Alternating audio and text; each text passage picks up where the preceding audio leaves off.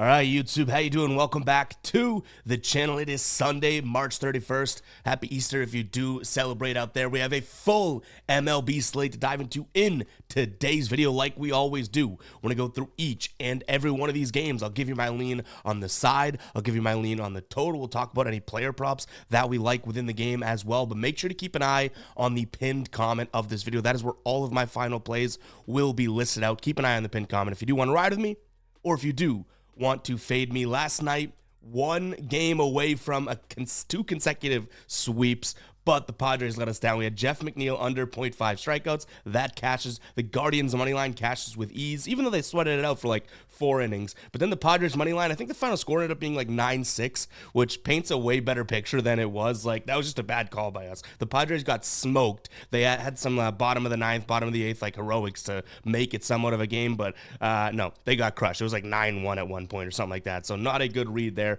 but still a 2-1 night. We went 6-0 the night prior. So I guess we could say legitimately we're on an 8-1 run here in the MLB. And for our daily dinger, shout out to Sprint Gin 599. Pete Alonso hits a dinger. Shout out to you. If you don't know what the daily dinger is, all you got to do is use hashtag daily dinger in the comments. Throw out a name that you think is going to hit a home run, and then come tomorrow, I'll be picking one person at random and find someone that hit a home run and giving you a shout out. I know a lot of people say the same name, so it's kind of just like a lottery, and just up to chance whether or not I pick you or not. So if there's anyone else that said Pete Alonso, shout out to you as well. Good call. Use those hashtag daily dingers in the comments. It's only the second day we've done it. I kind of like it so far. Let me know if you guys do like that in the comments. I love giving shout outs to people that watch. I like more the community thing than versus just like a one-way street, me with the mic and the camera talking to you, right? Let's make this more of a community and get you guys involved. But yeah, let's go ahead and jump into today's slate.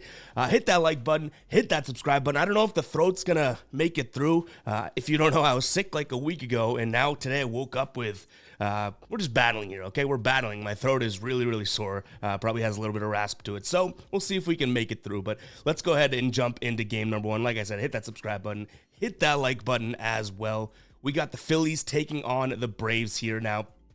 So far in this series, you've seen nothing but Atlanta, right? 9-3 win opening day for them, and then a 12-4 win yesterday. On the mound today, you have Chris Sale making his Braves debut, going up against Ranger Suarez. So I do think we have two decent pitchers here. I'm a Red Sox fan, so I've seen the ups and downs with Chris Sale.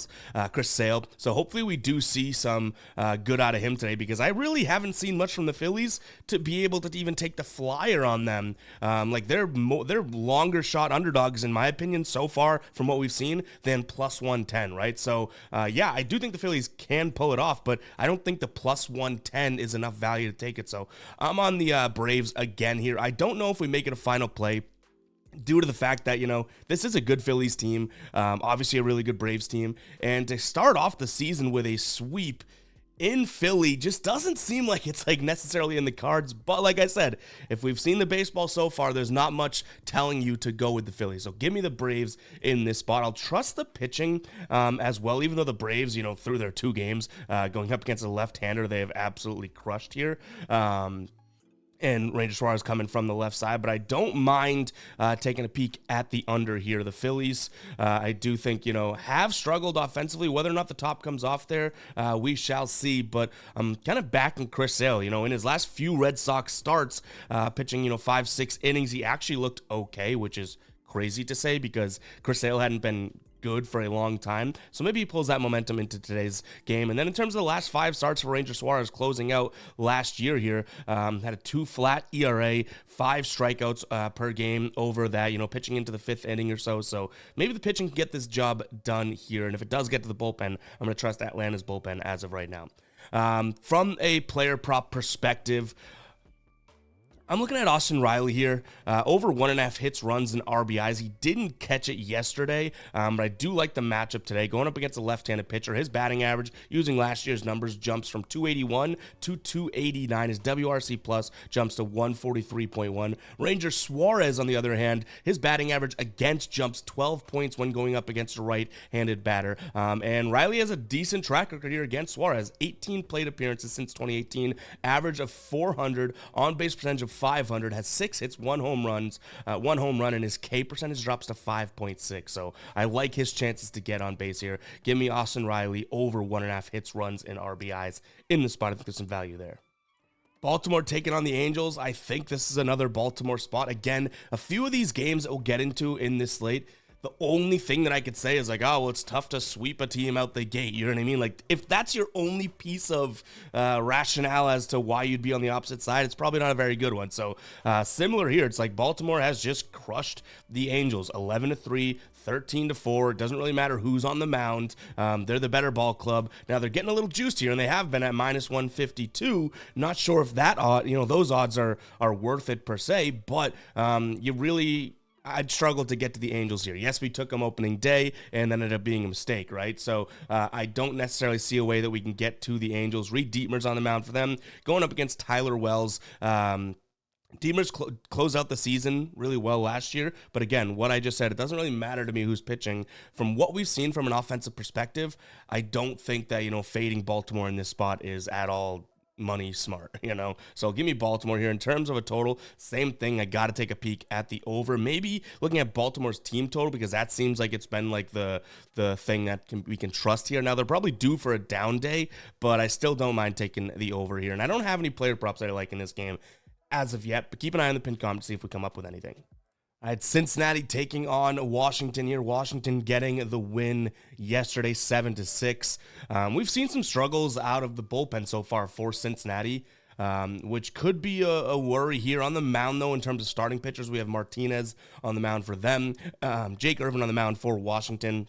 I'm going to give the pitching nod a little bit here. He's not going to go deep into the game, obviously, but Irvin necessarily, isn't guaranteed that either. But I'm going to give the pitching nod to Martinez, and I do think that we have a better offense here on the side of Cincinnati. I just hope that the bullpen doesn't blow up in this spot and leak away a win. So I'll lean towards them on the money line. -168, a little bit too heavy of odds here for me to tell you it's probably going to be a final play. But I'll also lean towards the over. Like, these late game runs and everything like that, like, I can't really tip my head at in this spot. So if that type of thing happens again, like Cincinnati, I believe, allowed 5 runs from the 5th inning on last game, so it's like, you don't love to see that, but that is how overs occur. So I'll leave towards the over here, 9.5 runs. And like last game, no player props jumping off the page to me. But speaking of player props, guys, make sure you're checking out Tassos' videos on the channel. He's my number 2 guy. He makes really great videos as well. NFL, NBA, and now he's grinding his ass off doing MLB player props as well. So if you're not feeling, it's up to par player prop wise in terms of what we do here, we have videos dedicated just to player props on the channel as well. So make sure to check out his videos right here on the channel. All right, we got Tampa Bay taking on Toronto here. Armstrong on the mound for Tampa Bay, going up against a pitcher that, if you watched last year, you know that I love, Kevin the Gausman here. He's been dealing with injury, which is why it's taken him 3-4 games here to start. But in a minor league game, he had, I think, 8 or 7 strikeouts through 3 innings. So the team's like, yeah, I guess you're good to go.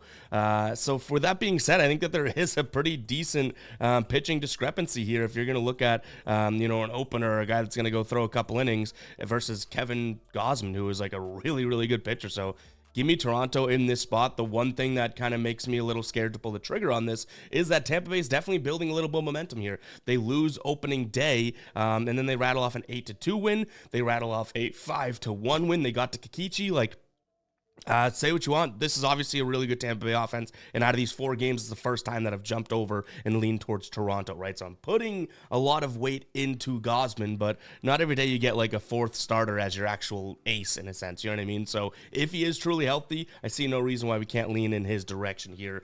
From a total perspective, we're looking at 8. I think it's going to be closer to a game in which we see something like a 5-4, so very, very, very marginally leaning towards the over here, but not something that I'm in love with. Like, I don't picture this being like a 7-6 game or something like that. Like, I think this one probably finishes right around 9, which the total's sitting at 8.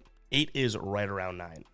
From a player prop perspective, a consideration I'm looking at here is going to be Harold Ramirez under 1.5 hits, runs, and RBIs. Also would consider his under 1.5 total bases. His batting average drops from 312 down to 280 when he faces a right-handed pitcher. And Kevin Gausman, a left-handed pitcher, a very good pitcher against right-handed batters coming from that side.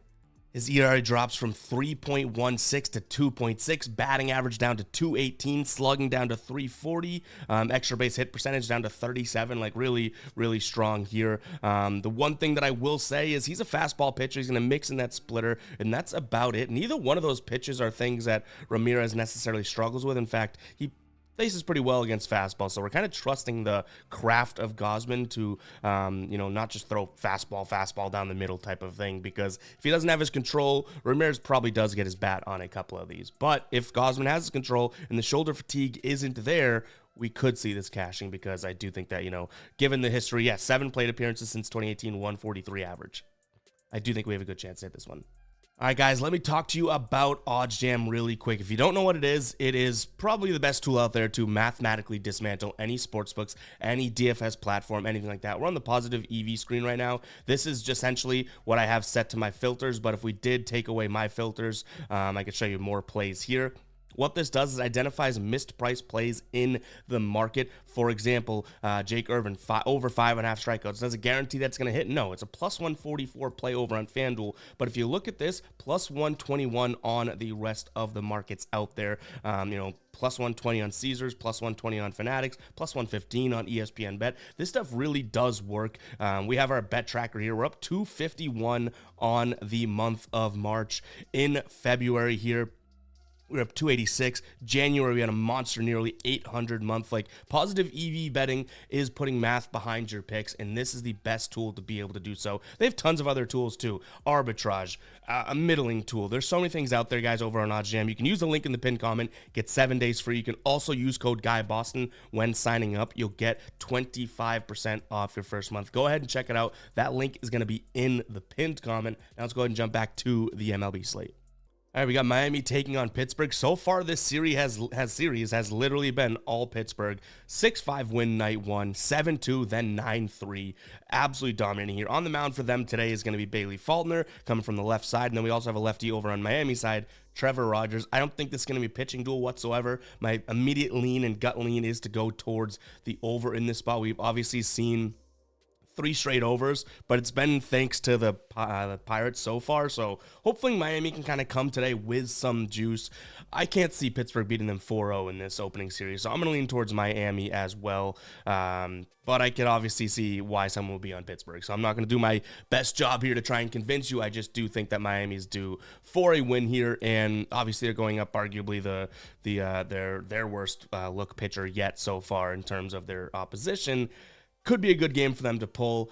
Still not a successful series for them, right? Like, if we're talking about, you went 1-3 to start the year. Still not great, but it is a little bit different than 4-0, obviously. So give me them, as well as, like I said, a slight lean towards the over in this spot. I just hope Miami can contribute a little bit, because if Miami, just like game number 1, that's what I want to see. But the last 2 games, game 2 and game 3 in this series, it's been literally all Pittsburgh. Still hitting the over, but because of Pittsburgh. If we get 2 teams a joint effort at scoring runs today, I think that this over cashes.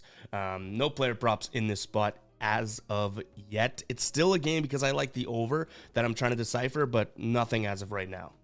All right, Mets taking on the Brewers. We got Colin Ray on the mound for Milwaukee going up against Tyler McGill.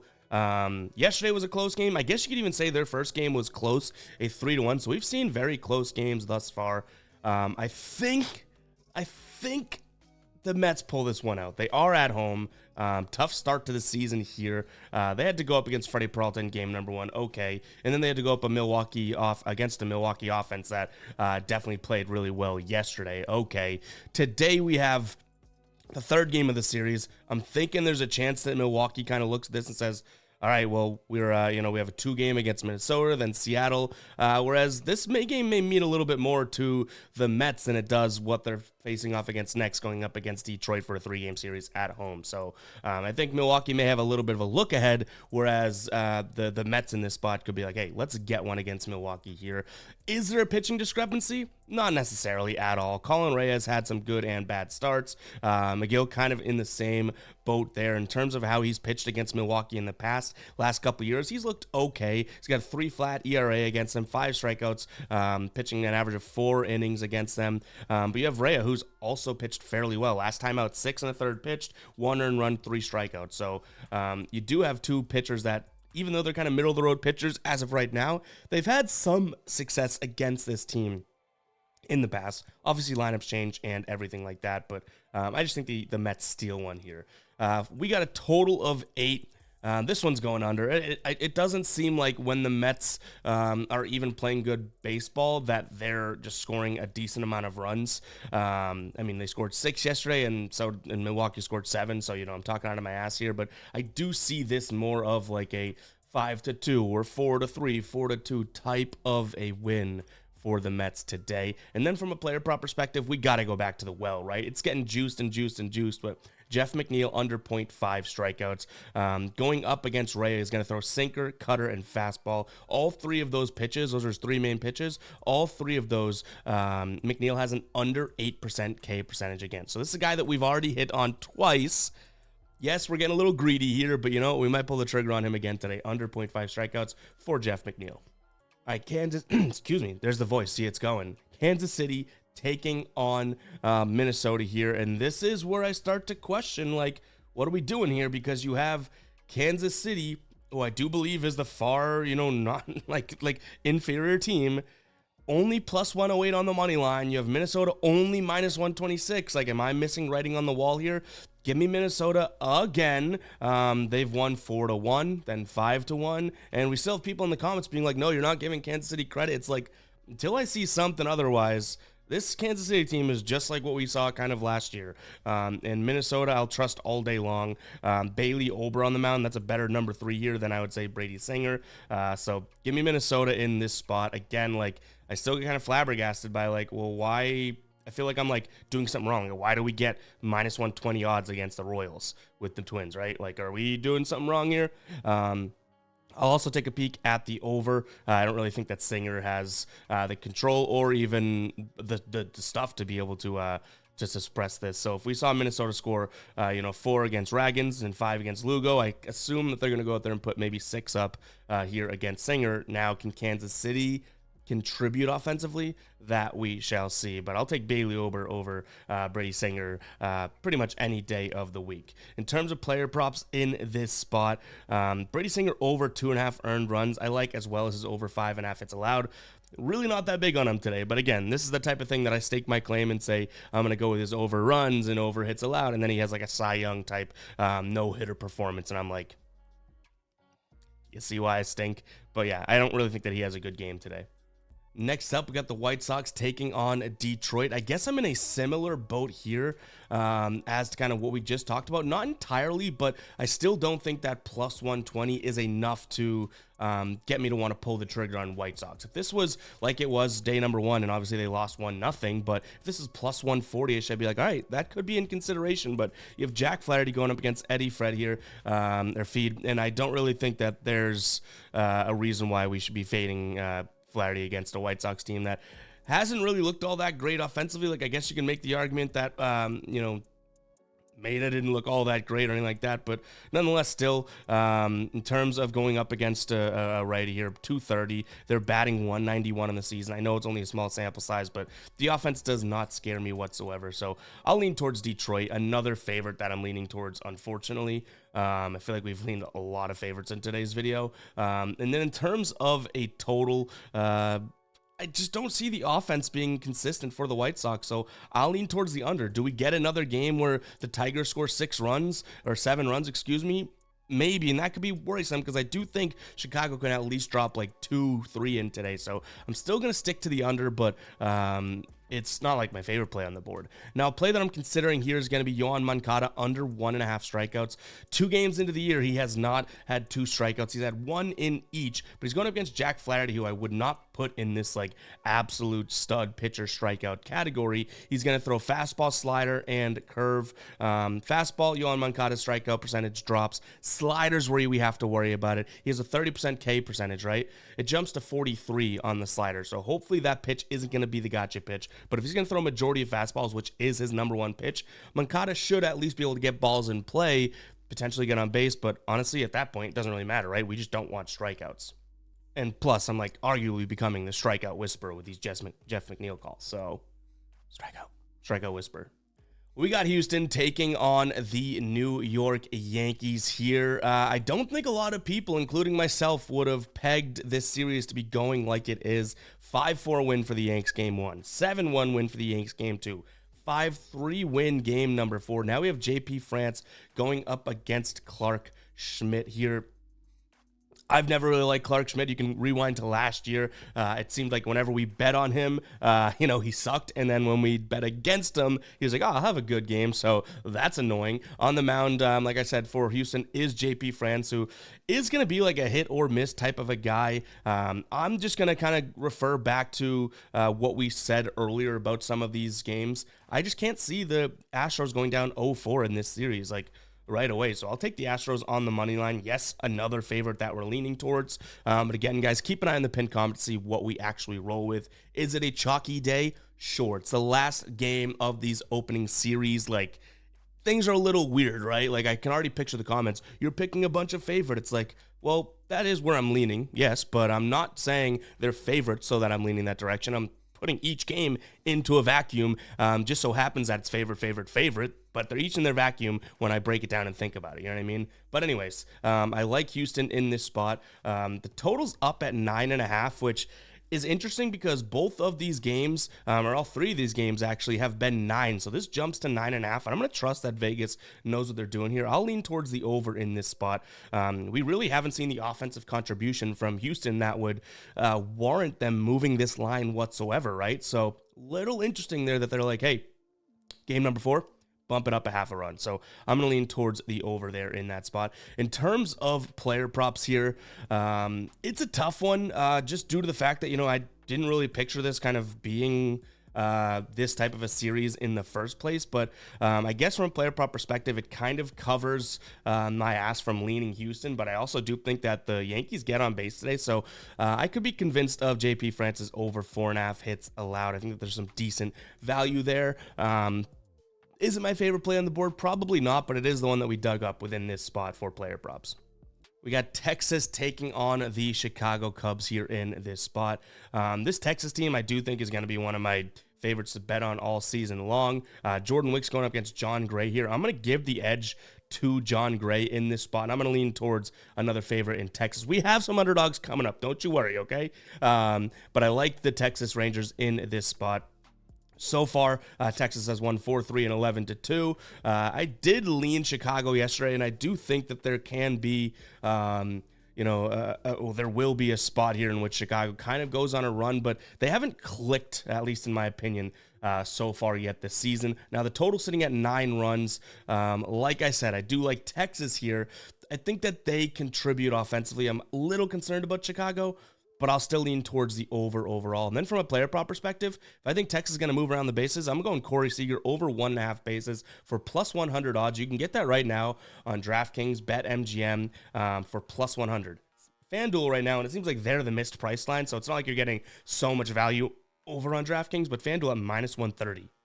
They're definitely mispriced there. And again, I think if Texas plays well and they play well offensively, Seager should be in the mix. And again, for plus money, can't really beat 1.5 bases.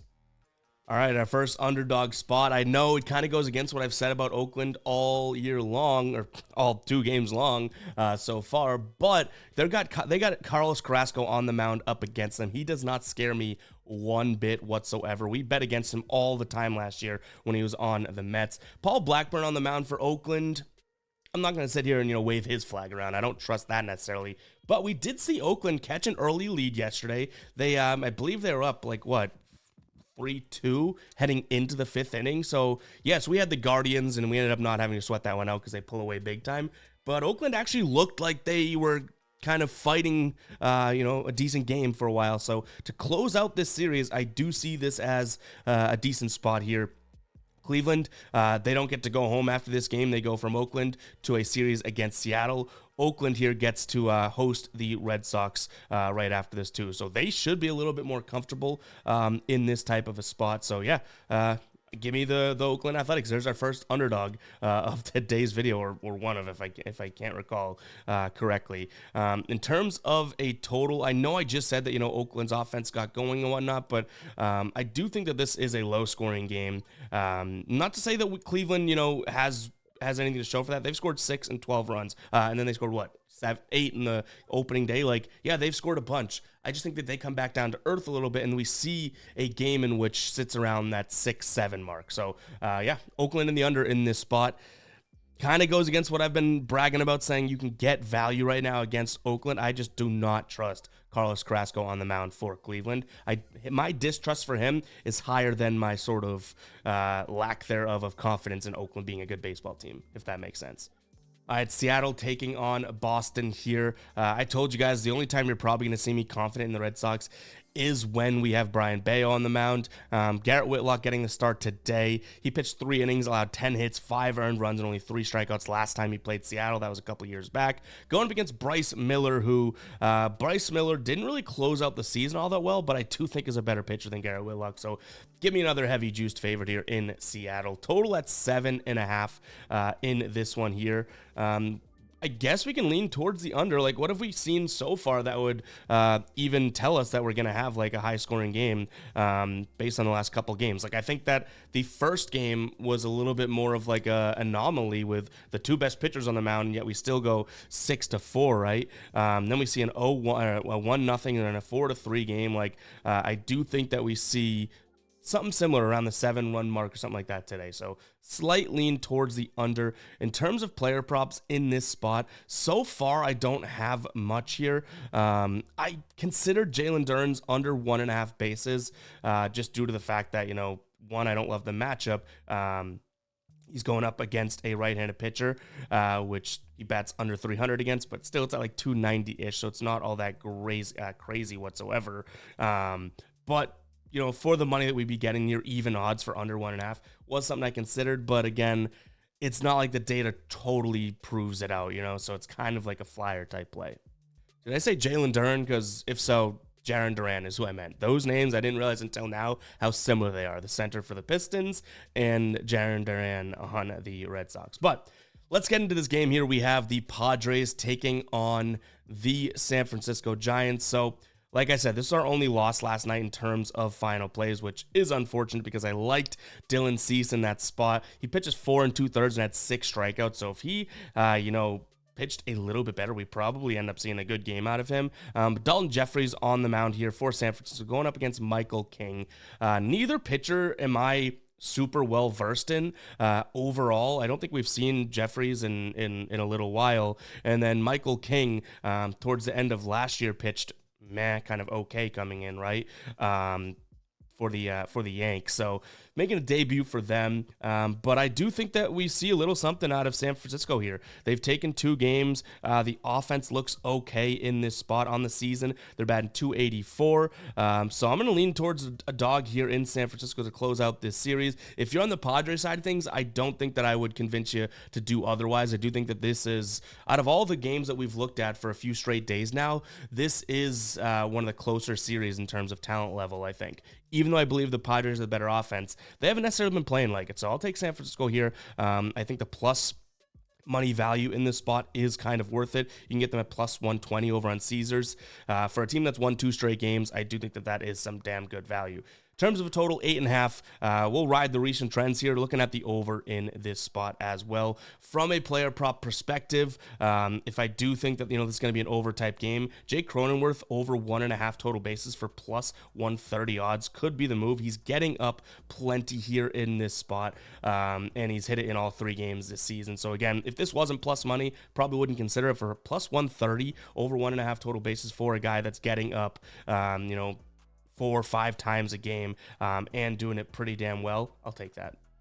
All right, Arizona taking on Colorado. We did see an L from Arizona last night, which is shocking. They lose 9-4 here. You would have expected that to be the opposite. I do think that they bounce back today going up against Feltner. The one problem is Brandon Pfaadt is on the mound here for Arizona, and you can go watch back last year. I've been kind of a hater of his. He ended up closing out the year better, but like if we remember when he first started and came on the scene, like bad news. So he's been better. But yeah, it's a -200 play. This is probably another spot where we could see some potential value in parlaying Arizona and St. Louis here. But I'll lean towards the over as well because so far so good in terms of at least one team's going off in this series here. And like I said, this is kind of the same spot. Like the Dodgers, obviously the heavy favorite in this spot, rightfully so as they take on St. Louis. I will say the pitching discrepancy isn't as crazy as it was. You have Stone up against Steven Metz here, and Metz is probably a better pitcher than Stone, at least from what we've seen. So little worrisome, but I still do think that, like, how are you going to fade a Dodgers offense, especially when both of these teams, Diamondbacks and Dodgers, lost last night? Seems like a pretty damn good spot for them to both bounce back and get a win here. So we could consider a Dodgers and Arizona parlay here. Let's see what that would come out to be if we could do it really quickly. So Dodgers and Arizona. Yeah, we're looking at +134 on FanDuel, +127 on DraftKings. Like, moneyline parlay there could be the move. I'll take the over in this spot as well, ever so slightly. But guys, that's going to wrap for today's show. Hope you guys did enjoy. Again, if you're celebrating Easter, hopefully you enjoy your time with your friends and family and have a good holiday. Make sure you comment 30 if you made it this far into the video. This is super far into the video, so comment 30 if you made it this far into the video. And yeah, we'll catch you guys in the next one, all right? Peace out.